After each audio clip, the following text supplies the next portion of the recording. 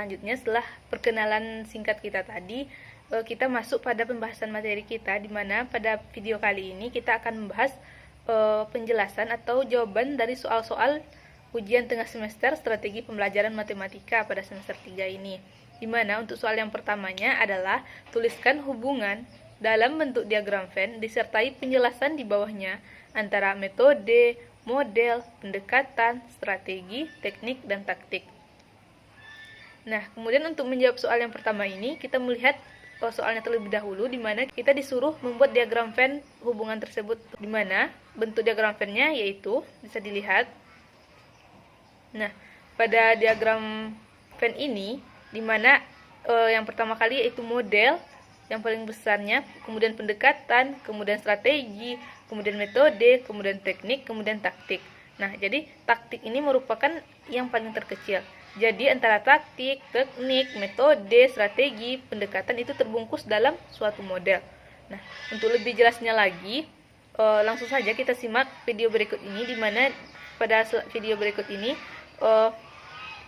kita membahas tentang pengertian atau hubungan antara antara model, pendekatan, strategi, metode, teknik, dan taktik berikut ini. Baiklah, selanjutnya kita akan membahas tentang hubungan antara masing-masing hal tersebut, di mana yang pertama yaitu model pembelajaran. Nah, model pembelajaran itu sendiri adalah bentuk pembelajaran yang tergambar dari awal sampai akhir yang disajikan secara khas oleh guru. Biasanya model pembelajaran ini seperti presentasi, ceramah, diskusi, dan lain-lain sebagainya. Dengan kata lain, jika kita melihat pada diagram Venn tersebut, hubungan antara model pembelajaran dengan lainnya tersebut, yaitu metode, strategi, dan sebagainya, itu adalah model pembelajaran ini di sini merupakan bungkus atau bingkai dari penerapan suatu pendekatan, metode, strategi, dan teknik pembelajaran. Nah, jadi pendekatan, metode, strategi, teknik, dan taktik itu dibungkus oleh suatu hal yang disebut dengan model pembelajaran. Setelah kita membahas tentang model pembelajaran tadi, selanjutnya kita membahas tentang pendekatan pembelajaran. Nah, pendekatan pembelajaran itu adalah atau dapat diartikan sebagai titik tolak atau sudut pandang kita terhadap proses pembelajaran yang merujuk pada pandangan tentang terjadinya suatu proses yang sifatnya masih sangat umum, di mana di dalamnya itu mewadahi, menginspirasi, menguatkan, dan melatari metode pembelajaran dengan cakupan teoritis tertentu. Nah, di mana dari pendekatan tersebut dapat dibagi menjadi dua jenis pendekatan pembelajaran. Yang pertama, pendekatan yang berpusat pada siswa, di mana di sini siswa lebih banyak beraktivitas. Kedua, pendekatan pembelajaran yang berorientasi pada guru. Jadi hubungan pendekatan pembelajaran dengan model pembelajaran, di mana pada pendekatan pembelajaran ini tuh suatu sifat yang sangat umum, di mana di situ mewadahi, menguatkan metode pembelajaran, menguatkan model pembelajaran atau metode pembelajaran. Kemudian kita akan membahas tentang strategi pembelajaran. Nah, di sini yang dimaksud dengan strategi pembelajaran di sini yaitu bagaimana kita meramu, mengelola, menyajikan bahan pembelajaran menjadi menarik dan mengesankan sehingga tidak mudah dilupakan.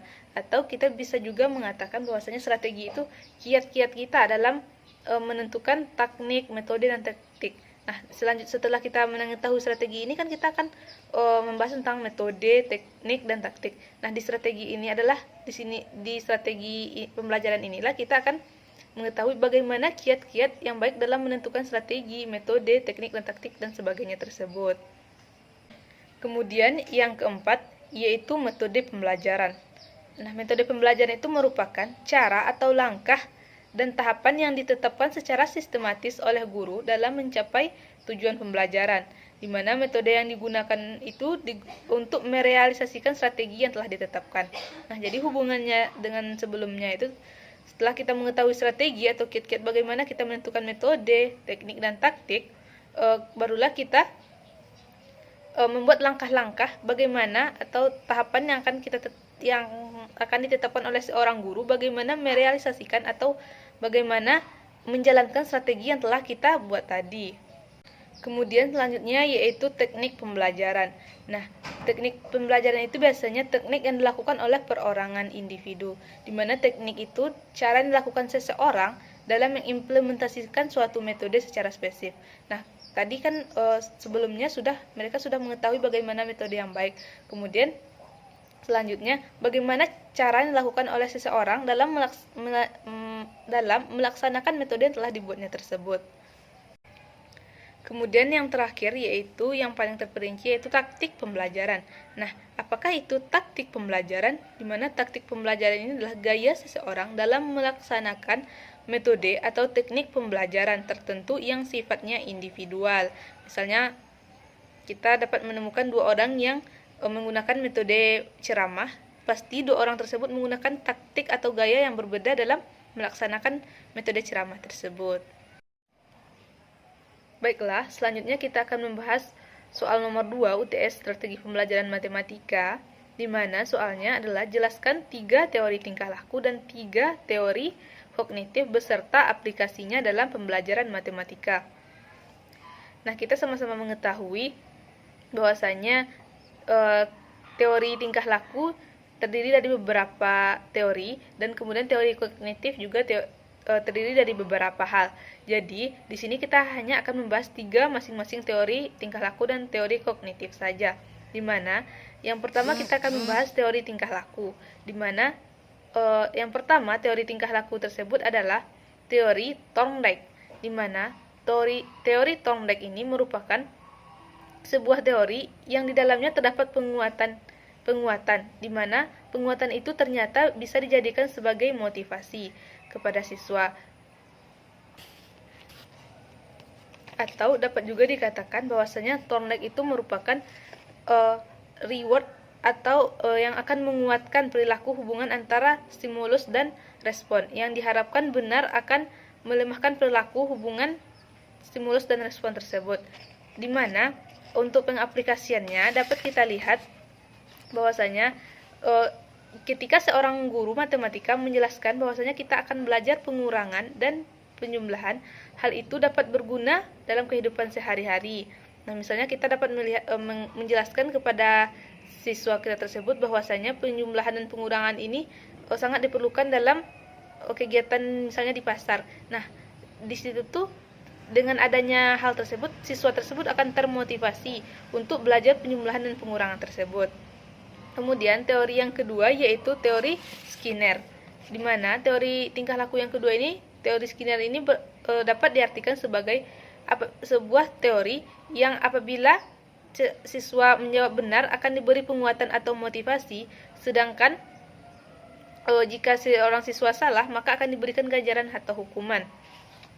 Contohnya, seorang guru itu akan memberikan pujian kepada siswa yang menjawab soal dengan benar dan akan memberikan hukuman kepada siswa yang menjawab soal salah. Misalnya guru memberikan soal penjumlahan dan pengurangan, tetapi salah seorang siswa menjawab benar, jadi siswa yang menjawab benar tersebut akan diberikan sebuah pujian, sedangkan siswa yang menjawab salah akan mendapatkan konsekuensi atau dapat berupa hukuman. Kemudian teori yang ketiga yang akan kita bahas adalah teori Ausubel, di mana teori Ausubel ini dapat dikatakan sebagai teori yang mengulangi teori atau memiliki makna pengulangan belajar dimulai atau mengulangi materi sebelumnya. Jadi maksudnya di sini adalah sebelum kita mengulangi sebelum kita mempelajari materi hari ini, terlebih dahulu kita mengulangi materi minggu sebelumnya. Di mana contoh pengaplikasiannya,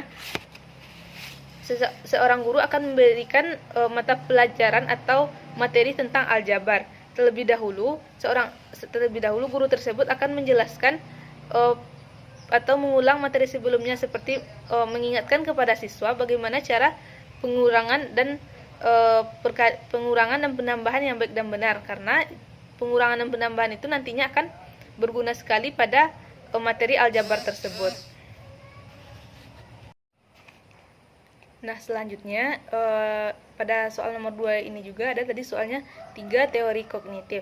Yang pertama teori Piaget, di mana teori Piaget ini merupakan teori yang mempelajari perkembangan inteligensi atau kecerdasan individu mulai dari lahir sampai dewasa. Jadi, pada teori Piaget ini kita mengetahui bahwasanya ada beberapa tahap. Yang pertama, tahap sensori motor, yang kedua tahap praoperasi, yang ketiga tahap operasi konkret, yang keempat tahap operasi formal.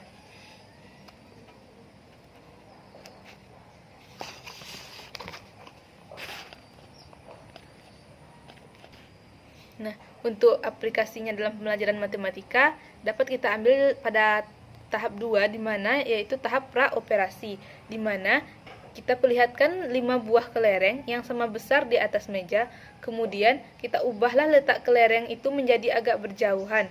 Nah, apabila kita tanyakan kembali kepada anak yang masih pada tahap praoperasi ini, ia akan menjawab kelereng yang letaknya jauh lebih banyak.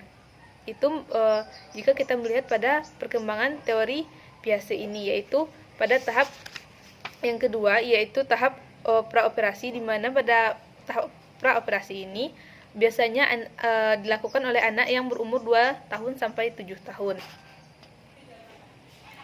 Teori kognitif yang kedua yaitu teori Brunner, di mana teori Brunner ini menjelaskan bahwa proses belajar akan berjalan baik dan kreatif jika guru memberikan kesempatan kepada siswa untuk menemukan suatu aturan, termasuk konsep, teori, definisi, dan sebagainya.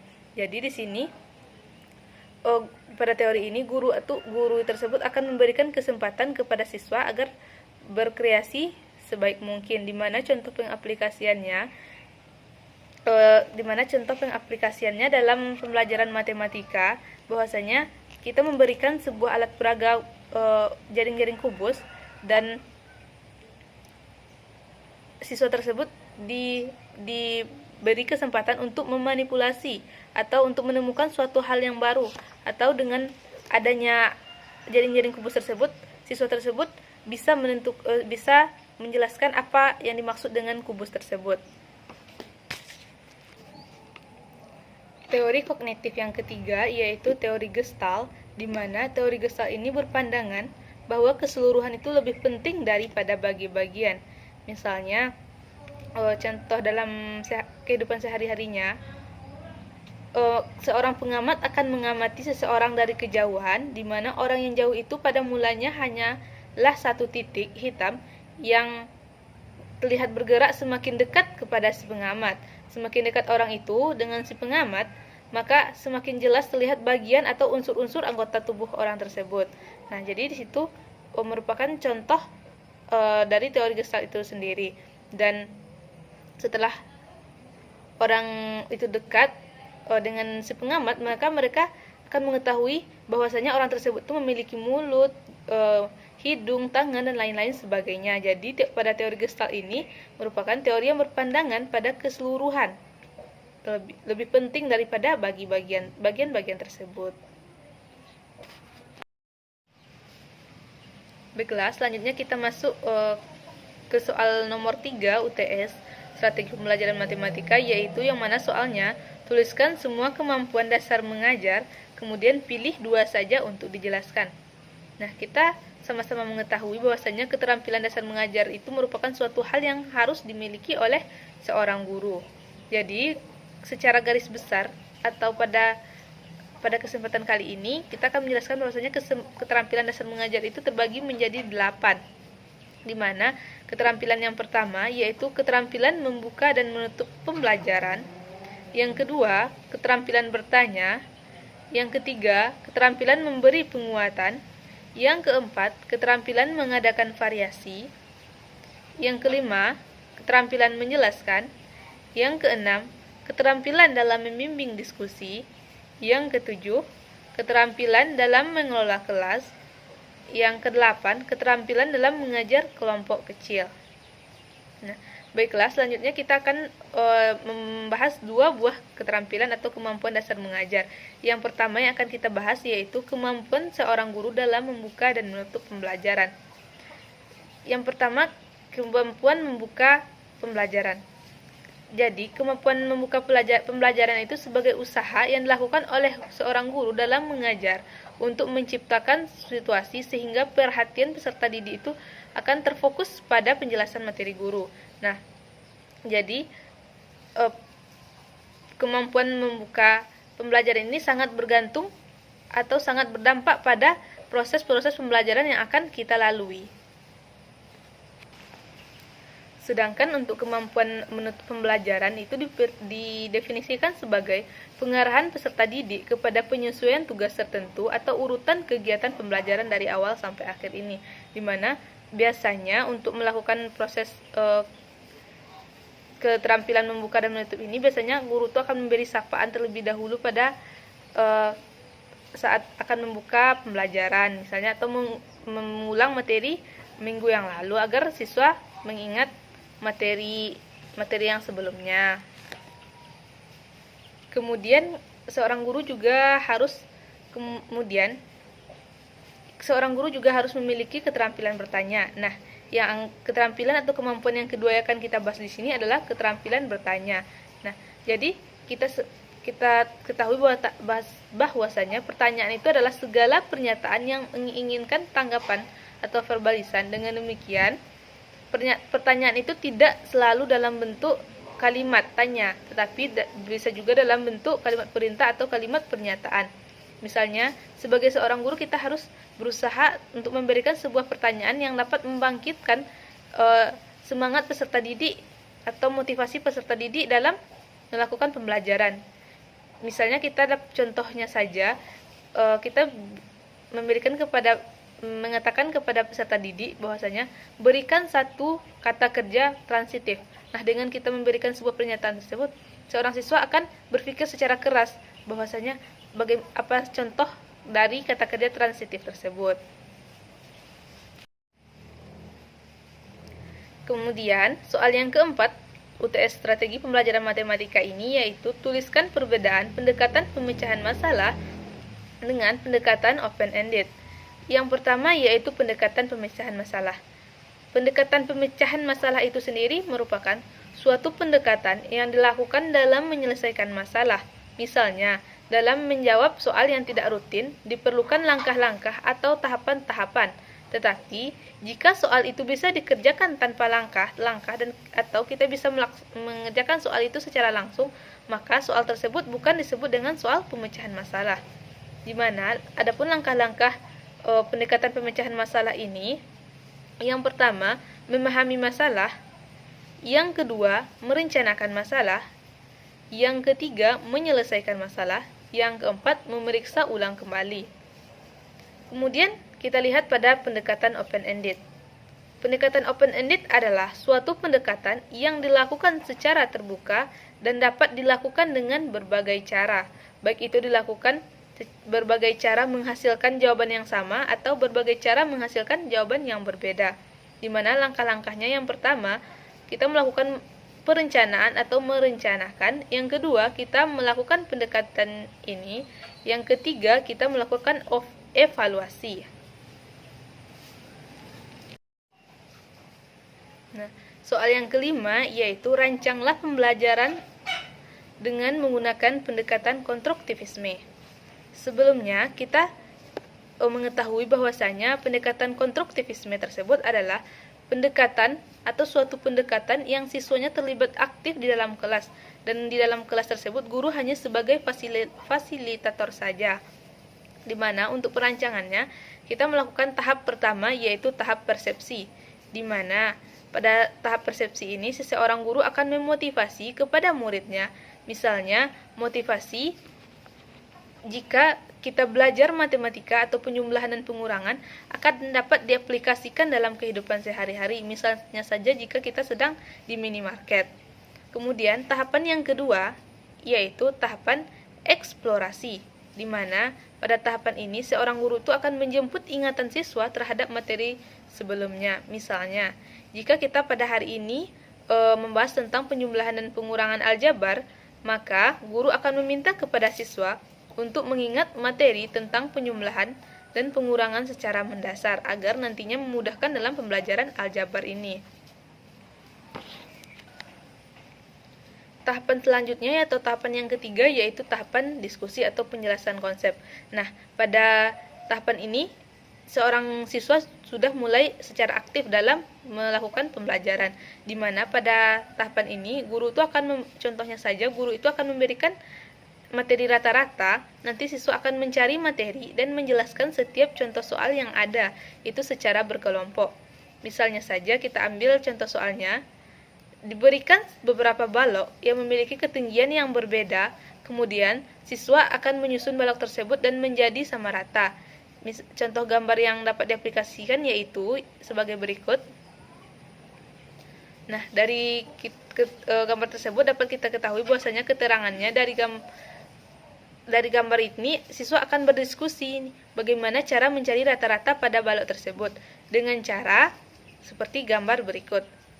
Nah, yaitu pada gambar tersebut menjelaskan maka balok yang panjang akan dipotong dan sehingga balok-balok yang dipotong tersebut akan menjadi sejajar dan akan disejajarkan dengan balok-balok yang rendah pada gambar tersebut.